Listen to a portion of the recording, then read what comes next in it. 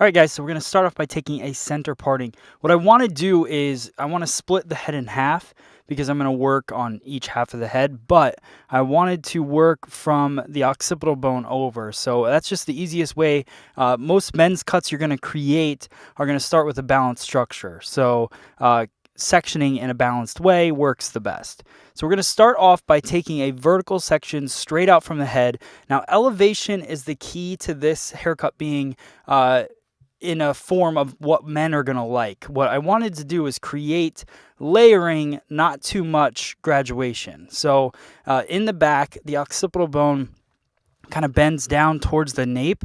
So what I'm doing is I'm elevating up higher than that to create that kind of at least 90-degree, if not a little bit higher angle in the haircut. Everything's coming over to the previous section, so traveling guide across the back of the head, and we're just working our way all the way over to the corner. So everything's just going to keep coming straight back, creating that more balanced shape in the back of the head. Now you'll notice that I shift the way I hold my scissor towards the bottom section. That's just so I don't have to twist my wrist too much. It's just a technique that you'll see some people using just for a comfort thing more than anything. So working my way down. Now, what I've done is obviously created a lot of length on the bottom. We're going to go through and cut that later using a different technique. So when I'm doing hair cutting, I'm not always going straight for what I want the length to be. I'm working with the layers first, getting the layers where I want them, and then I'll deal with the length later throughout the cut. So I'm keeping my body position the same. Now when I'm going through, I'm scooping the hair. So I'm doing more of a backhand comb technique. What that's going to do is keep the consistency of how I've been combing the hair throughout the entire cut. We've talked about this multiple times, every vlog on always combing towards your guideline. So my guideline is coming from the center or from the left. So I'm combing the hair towards the left to meet the guideline. Anytime you move your guide or you comb your guide towards the new hair, you're shifting your guide from where it lives and you're going to throw off your entire haircut. So scooping that hair, bringing it to the guide, and then just working that palm to palm technique the same exact way that I did on the opposite side. This is building our structure. This is really setting the layers in the back of the head. This is the most important part of the cut, because if this is too bulky or too built up, too graduated, it's not going to look like a men's cut. It's going to look like a women's cut, and that's not what we want. Or it could get mullety if we leave it too long. So really getting those layers right.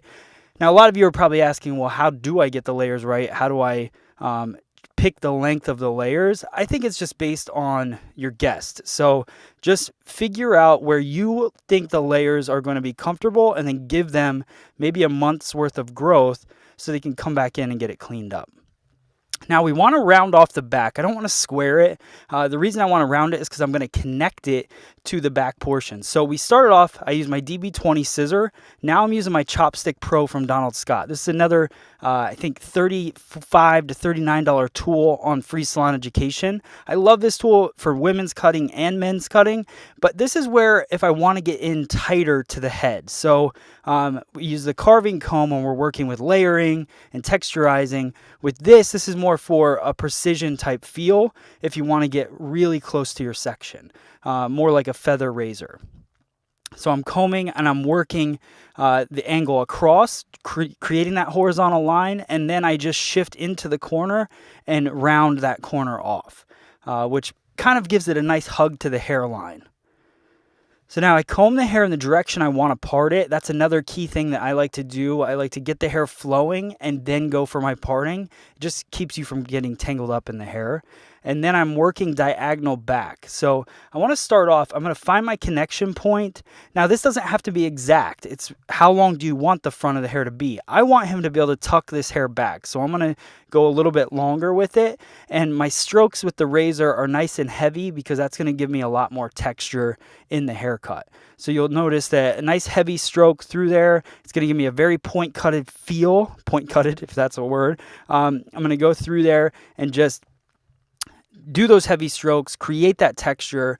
Guys' hair is all about texture at this length, because it's not only going to give them a cool look, but it's also going to take out a lot of the bulk, which is what we want to accomplish. Now, if they have finer hair, you might want to create some more solid lines in there because they're already going to have that separation and definition in the haircut. So just working the round of the head, diagonal back sectionings, following the round of the head, and the elevation is nice and high. I want to create layers. I do not want to create too much graduation. Once you get to the top part, like around this point right here, there's a little bit of graduation happening, but because of the heaviness of the strokes on the razor, you're really breaking down that graduation. So you can see how the flow just works. I love this technique. Like I said in the beginning, this is a great haircut for guys that are trying to grow their hair out. You could wear this haircut until it's about down to your shoulders. So you would do the same exact technique, just keep working it a little bit longer each time. So flowing into the back, this is absolutely at graduation at this point because the crown of the head is our top point. So coming straight out off the crown would be 90 degrees. So we're at almost 0. But again, heavy strokes of the razor helps counteract the heavy density that might happen in the haircut. Same thing on the other side, working that diagonal back section, connecting it to the back portion that we cut at the beginning. Heavy strokes with the razor, keeping that razor blade at 45 degrees. I've seen a lot of people in classes that keep the razor at 90 degrees to the hair, which is scraping the cuticle, and that ruins the hair. You want to keep that blade at 45 degrees. It should feel like you're barely cutting anything when you're cutting with the razor as you go over the hair. That's how you know you're doing it correct. So keep working diagonal back. Heavy strokes, like I said, creating that texture, taking out that density. That's the beauty of working with the razor.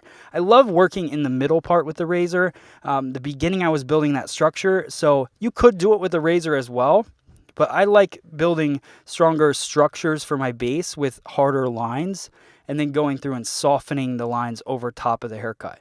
I think a lot of people get caught up with the fact that, all right, I started it with a scissor, so now I got to finish it with the scissor. You don't have to do that. You have many tools to do the job, and there's different ways of going about different things. So the razor is going to create a completely different look than the scissor, and they go well together.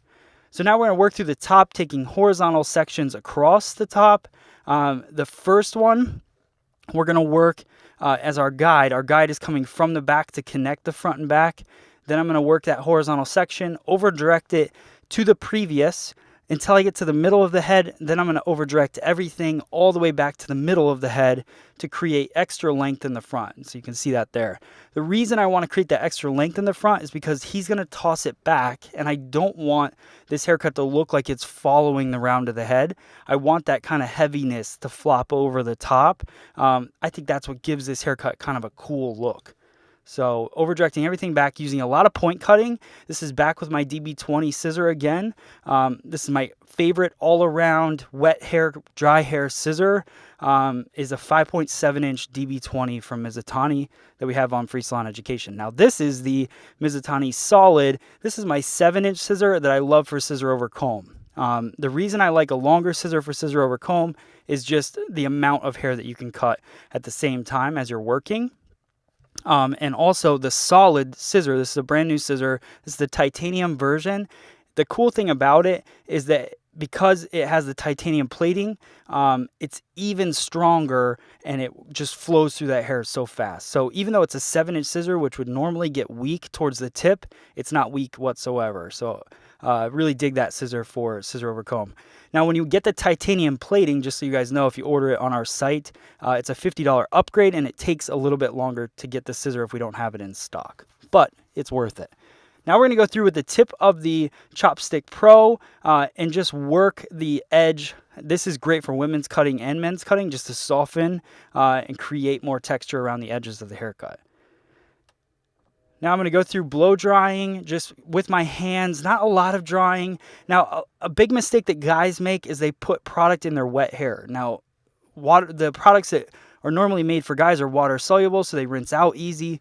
So if you put them in wet hair, it dilutes the product too much, and then they just end up looking greasy.